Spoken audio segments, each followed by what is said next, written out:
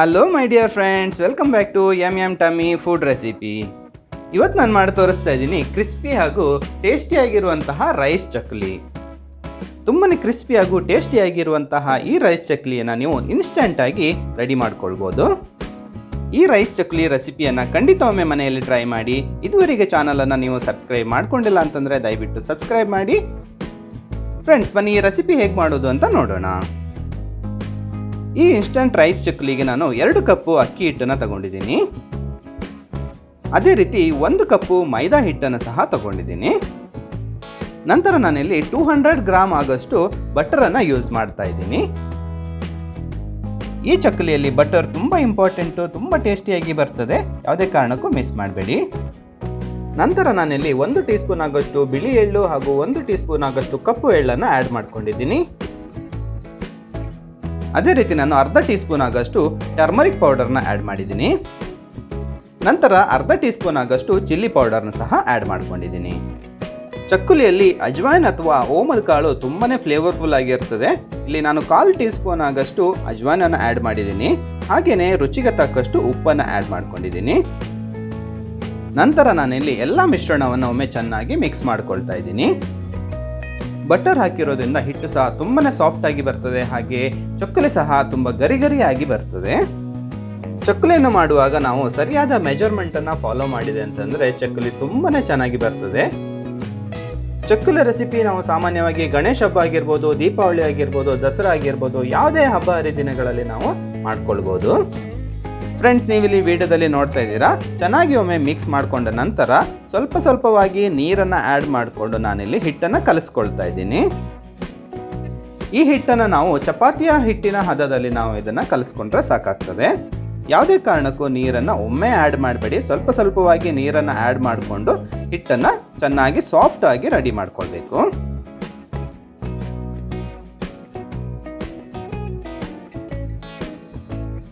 Friends, chakli ಹಿಟ್ಟನ್ನು ಕಲಿಸ್ಕೊಂಡಾಗಿದೆ. ನೀವಿಲ್ಲಿ ವಿಡಿಯೋದಲ್ಲಿ ನೋಡ್ತಿರೋ ಹಾಗೆ ತುಂಬಾ ಸಾಫ್ಟ್ ಆಗಿ ಬಂದಿದೆ. ನಾನಿಲ್ಲಿ ತೋರಿಸಿದ ಹಿಟ್ಟಿನ ಹದದಲ್ಲಿ ನೀವು ಸಹ ಚಕ್ಕಲಿ ಹಿಟ್ಟನ್ನು ರೆಡಿ ಮಾಡಿಕೊಂಡ್ರೆ ಯಾವುದೇ ಕಾರಣಕ್ಕೂ ಚಕ್ಕಲಿ ಕಟ್ ಆಗದೆ ತುಂಬ ಚೆನ್ನಾಗಿ ಬರ್ತದೆ. ನಂತರ ನಾನಿಲ್ಲಿ ಚಕ್ಕಲಿ ಮಾಡ್ಕೊಳ್ಳಿಕ್ಕೆ ನಾನು ಚಕ್ಕಲಿ ಅಚ್ಚನ್ನು ನಾನು ರೆಡಿ ಮಾಡ್ಕೊಳ್ತಾ ಇದ್ದೀನಿ.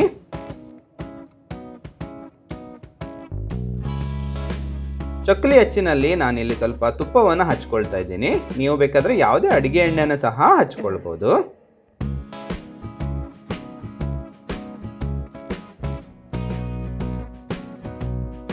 ರೆಡಿ ಮಾಡಿ ಇಟ್ಕೊಂಡಿರುವಂತಹ ಹಿಟ್ಟನ್ನು ನಾನಿಲ್ಲಿ ಸಿಲಿಂಡರ್ ಶೇಪ್ ಮಾಡಿಬಿಟ್ಟು ಚಕ್ಕಲಿ ಅಚ್ಚಿನಲ್ಲಿ ಹಾಕ್ಕೊಳ್ತಾ ಇದ್ದೀನಿ.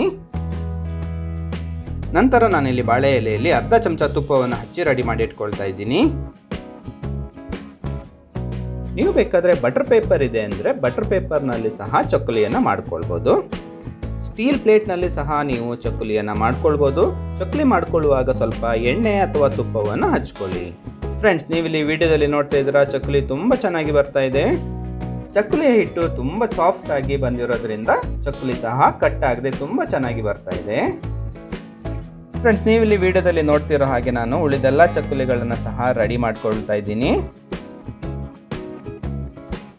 ಫ್ರೆಂಡ್ಸ್, ನೀವು ಇದುವರೆಗೆ ನನ್ನ ಚಾನಲನ್ನು ಸಬ್ಸ್ಕ್ರೈಬ್ ಮಾಡಿಲ್ಲ ಅಂತಂದರೆ ಖಂಡಿತ ಚಾನಲನ್ನು ಸಬ್ಸ್ಕ್ರೈಬ್ ಮಾಡಿ.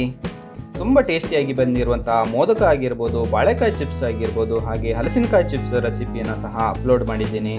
ಖಂಡಿತ ನೀವೆಲ್ಲ ವಿಡಿಯೋಗಳನ್ನು ಒಮ್ಮೆ ನೋಡಿ. ನಿಮಗೆ ಇಷ್ಟ ಆದಲ್ಲಿ ಲೈಕ್ ಮಾಡಿ, ಶೇರ್ ಮಾಡಿ, ಹಾಗೆ ಚಾನಲನ್ನು ಸಬ್ಸ್ಕ್ರೈಬ್ ಮಾಡ್ಕೊಳ್ಳಿ. ಚಕ್ಕಲಿ ಎಲ್ಲ ನಾನು ರೆಡಿ ಮಾಡ್ಕೊಂಡಿದ್ದೀನಿ. ನಂತರ ನಾವು ಇದನ್ನು ಡೀಪ್ ಫ್ರೈ ಮಾಡ್ಕೊಳ್ಬೇಕು.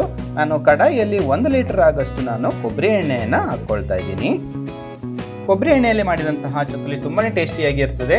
ನೀವು ನಿಮ್ಮ ಮನೆಯಲ್ಲಿ ಬಳಸುವ ಯಾವುದೇ ಕುಕ್ಕಿಂಗ್ ಆಯಿಲನ್ನು ಸಹ ಬಳಸಿಬಿಟ್ಟು ಈ ರೆಸಿಪಿಯನ್ನು ಮಾಡ್ಕೊಳ್ಬೋದು. ಎಣ್ಣೆ ಒಮ್ಮೆ ಚೆನ್ನಾಗಿ ಬಿಸಿಯಾದ ನಂತರ ಫ್ಲೇಮನ್ನು ಮೀಡಿಯಮ್ನಲ್ಲಿ ಇಟ್ಕೊಂಡ್ಬಿಟ್ಟು ನಾನಿಲ್ಲಿ ಚಕ್ಕಲಿಯನ್ನು ಎಣ್ಣೆಯಲ್ಲಿ ಡೀಪ್ ಫ್ರೈ ಮಾಡ್ಕೊಳ್ತಾ ಇದ್ದೀನಿ.